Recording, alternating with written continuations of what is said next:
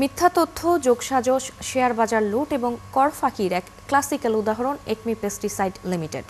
তেমন উৎপাদন না থাকলেও মনগড়া আর্থিক প্রতিবেদন তৈরি করে শেয়ার বাজারে বিনিয়োগকারীদের পকেট কেটেছে কোম্পানিটি। আয়কর দপ্তরেও কর পরিশোধ না করে শুধু রিটার্ন জমা দেওয়ার নজির তৈরি করেছে।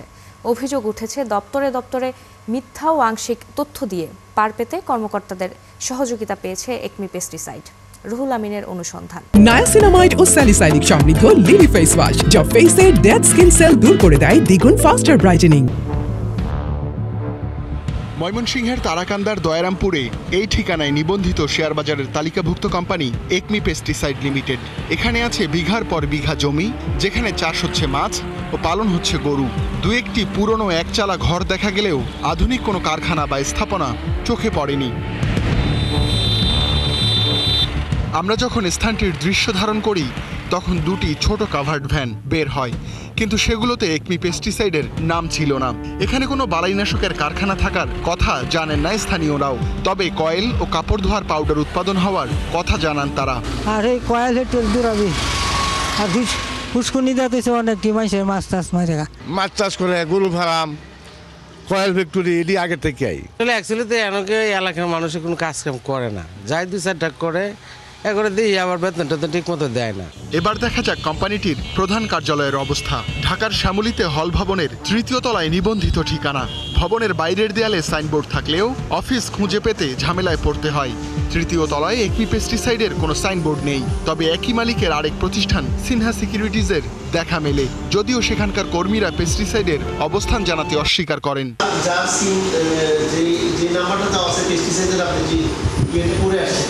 এর ঠিক উল্টো দিকে RS অ্যান্ড কোম্পানি নামের একটি প্রতিষ্ঠানের সাইনবোর্ড, যার ভেতরে মেলে একমি পেস্টিসাইড কোম্পানির অস্তিত্ব। অল্প কয়েকটি কক্ষ আর কয়েকজন কর্মী, দেয়ালে দেয়ালে সাঁটা কীটনাশকের পোস্টার।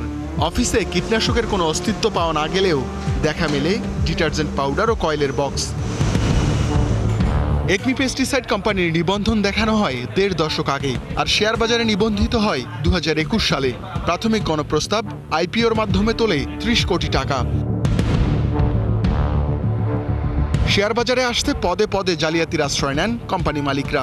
শেয়ার বাজারে আসার আগে কাগজে কলমে মুনাফা বাড়িয়ে দেখানো হয়, টাকা তোলা হয়ে গেলে যা কমতে থাকে। সম্প্রতি শেয়ার বাজার নিয়ন্ত্রক সংস্থা BSECর তদন্তেও ধরা পড়ে। তদন্তে উঠে আসে ছাগলকাণ্ডের মতিউর সহ ১৫ ব্যক্তি ও 5 প্রতিষ্ঠান টাকা ছাড়াই প্লেসমেন্ট শেয়ার নেন।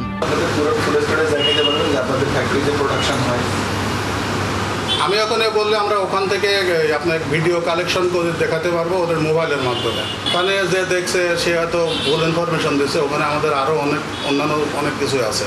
কারণ কমিশন তদন্ত করছে, দুদক তদন্ত করবে, করে তারপরে তো আমাদের একটা রিপোর্ট দেবে আর কি। একমি পেস্টিসাইডের এমন জালিয়াতি কি শুধু শেয়ার বাজারেই? আমরা খোঁজ নেই কর পরিশোধে তারা কতটা স্বচ্ছ। কোম্পানিটি কর অঞ্চলে 1-এ নিবন্ধিত, সেখানে পাওয়া তথ্য উদ্বেগজনক।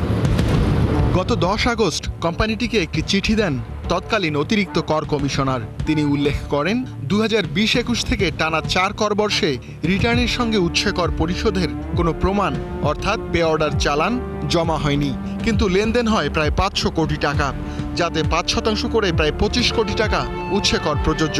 ফলে প্রশ্ন ওঠে, টানা 4 কর বর্ষ কর পরিশোধ না করে কিভাবে এত টাকা লেনদেন ও স্থায়ী সম্পদ করল কোম্পানিটি? সেখানে কর কর্মকর্তাদের যোগসাজশ ছিল কিনা? অথচ এই একমি পেস্টিসাইডের ওপর শক্ত নজরদারি থাকার কথা ছিল কর অফিসের, কারণ কোম্পানিটির বিরুদ্ধে 2009-10 করবর্ষ থেকে 2019-20 করবর্ষ পর্যন্ত 11 কোটি টাকার বেশি কর ফাঁকি দেওয়ার অভিযোগে মামলা চলছে। এই টাকা আদায়ে কোম্পানিটির ব্যাংক অ্যাকাউন্ট ফ্রিজ করা, বিদ্যুৎ সংযোগ বিচ্ছিন্ন করা সহ নানা ব্যবস্থাও নেওয়া হয়। তারপরও শেয়ার বাজারে যাওয়ার আগে ও পরে কোম্পানিটি কর ফাঁকি দেওয়ার সুযোগ পায়। এখন হলো আমাদের হিসাবে ওরা টোটাল হলো প্রথম ছিল 11 কোটি, পরে আরও 5 বছর প্রায় 20 কোটির মতো হিসাবটা ওখানে আছে অ্যাকাউন্ট। এটা তো ওদের সাথে আরও একটা বিষয় এলো, এখানে যখন আমরা আপিল করব কম বেশি হবে পরে। কর কর্মকর্তাও খাত সংশ্লিষ্টরা জানান কোম্পানিটি উৎপাদন নির্ভর নয়, বরং কাগুজে। বাস্তবে কোম্পানিটির তেমন উৎপাদন না থাকলেও কর্মকর্তাদের যোগসাজশে সরকারি দপ্তরগুলোতে মিথ্যা তথ্য দিয়ে শেয়ার বাজার থেকে টাকা তোলা হয়। নিঃসন্দেহে একটা বড় যোগসাজশ বিভিন্ন প্রতিষ্ঠানের ভিতরে হয়েছে, অথবা এটা অদক্ষতার কারণে হয়েছে, যেইটাই হোক এটাকে অ্যাড্রেস করতে হবে।